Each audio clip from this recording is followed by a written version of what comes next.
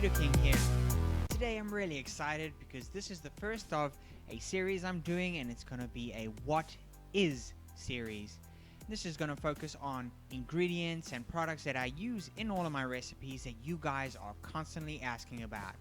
So today we're going to start with what is psyllium husk, because I get a ton of questions from you guys on it. We'll start out with the macronutrients because that's what everyone wants to know.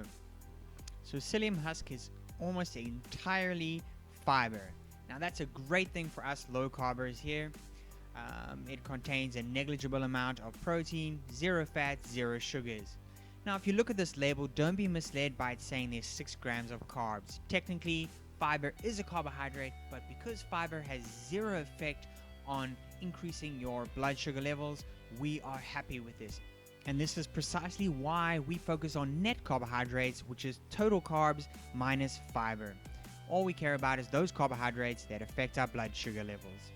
Right, so what is the properties of this psyllium husk? What does it do? What is the nature of it? So I'm showing you an example here. I added in a tablespoon of psyllium husk and just put in some boiling water into it. You'll see just after a few seconds, already the psyllium husk is doing its work. You can see the water is becoming quite sticky and gooey, and that's exactly what psyllium husk does. It draws in liquid and forms a gelatinous mass. Now after you've fully stirred in the psyllium husk, if you let it sit for what I did here, 15 minutes, you'll see what the psyllium husk turns into. And look at that. That's a fully solid gelatinous mass there. The psyllium husk has drawn in all of that water, bulked it up a little bit, and really made this gooey gelatinous mess inside the bowl. Now it doesn't look very appetizing as it is right there, but this is fantastic for us low carbers, because when we're baking goods that don't contain gluten, this psyllium husk works its magic by binding all of the ingredients and producing a doughy-like substance before you baking your baked goods. Psyllium husk comes in a number of different forms. This is because psyllium husk comes from the Plantago ovata plant, which is native to India and grown now worldwide. So the seeds of this shrub-like herb are processed so that the husks can be sold independently. Now this is what we're using, the psyllium husks.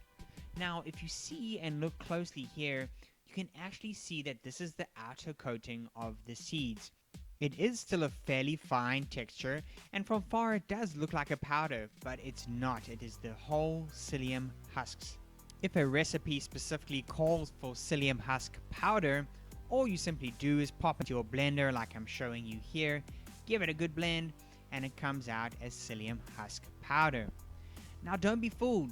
Don't interchange psyllium husk powder with whole psyllium husk in recipes.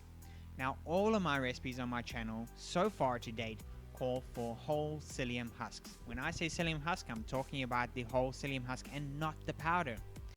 And there's 2 reasons why we need to make this distinction. Now I'm showing you on the screen the difference between the whole psyllium husks and the ground up psyllium husk, which is the psyllium husk powder. If you look closely, you can see a difference, especially in the texture. But the reason why this distinction is important, because in the recipes that call for whole psyllium husks, if you use the powder, there is a chance that your food can turn purple or have a slight purple tinge to it. This is still safe to eat, it just doesn't look very aesthetically pleasing. Now reason number 2 to note the distinction between psyllium husk powder and whole psyllium husk is because of the weight and measurements used of the ingredients.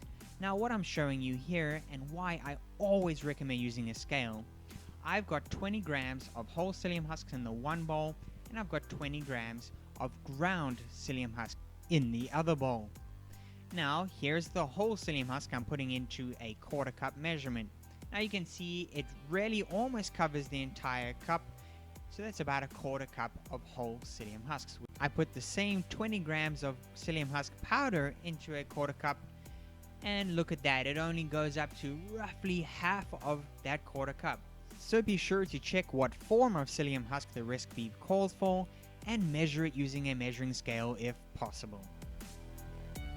Right, next up is where to buy psyllium husk. So I buy mine in the bulk section of a health food store.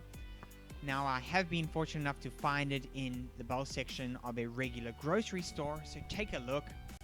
Be sure to also take a look down the health food section at a grocery store, like in the organic section. Sometimes it's hidden there.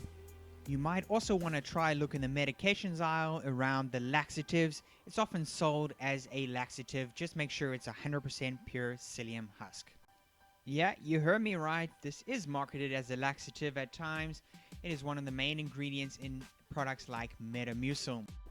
So we can use it as a fiber supplement to help with digestive health. As a low carber, not eating those grains and a lot of the carbohydrates, we miss out on a lot of fiber. So what you can do is pop this in a glass of water. I recommend putting some sweetener in there just to make it taste a bit better, because it really isn't good.